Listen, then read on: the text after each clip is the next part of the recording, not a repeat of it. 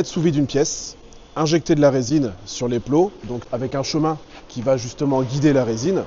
Donc toutes les spires, qu'elles soient plates ou rondes, et les petites arêtes servent justement à guider la résine. On a un seul chemin, on a une façon d'infuser, on part du centre généralement, et ensuite on vient sur les extérieurs. Donc nous, l'infusion c'est, on injecte de la résine, qui est aspirée parce qu'on a une dépression, on tire le vide sur l'extérieur, donc sur toutes les spires qui sont là, les bleus là, donc on tire toute l'air par ici, donc branché à des cocottes, on entend la pompe. Donc le vide, on le tire continuellement, du début à la fin. On ne quitte pas le vide. C'est ce qui nous permet d'avoir une pièce, d'avoir les tissus, la matière qui est bien plaquée.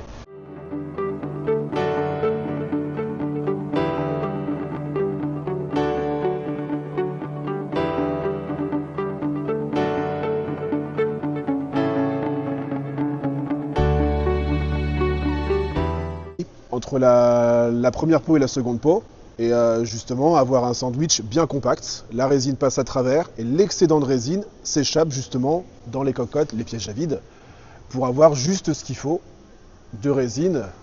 Donc on a juste ce qu'il faut comme résine pour tenir les tissus du dessous, du dessus, avec la mousse à l'intérieur, en sandwich.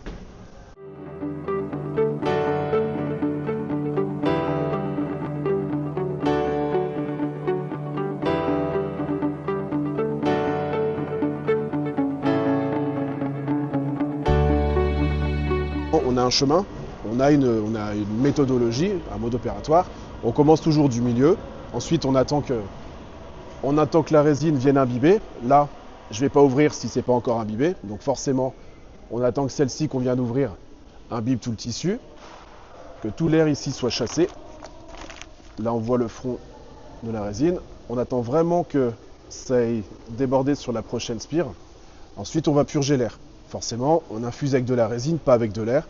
On va venir purger ces tuyaux-là, enlever tout l'air ici qui va partir vers l'extérieur. Ça va se gorger en résine et après, on continue. Ça descend sur l'extérieur. Et normalement, si tout se passe bien, la pièce est cuite tranquillement.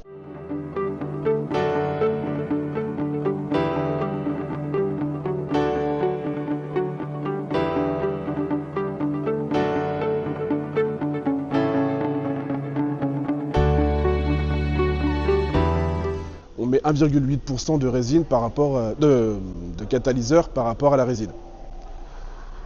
Donc pour 20 kg, ça fait du 320 grammes.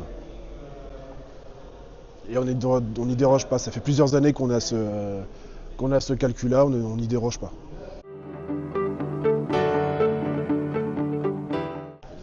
Au visu, on le voit. On sait que quand c'est imbibé, quand on ne voit pas l'air, on voit la décoloration. Donc le tissu qui est en vert, donc qui est assez clair, on voit qu'il est imprégné.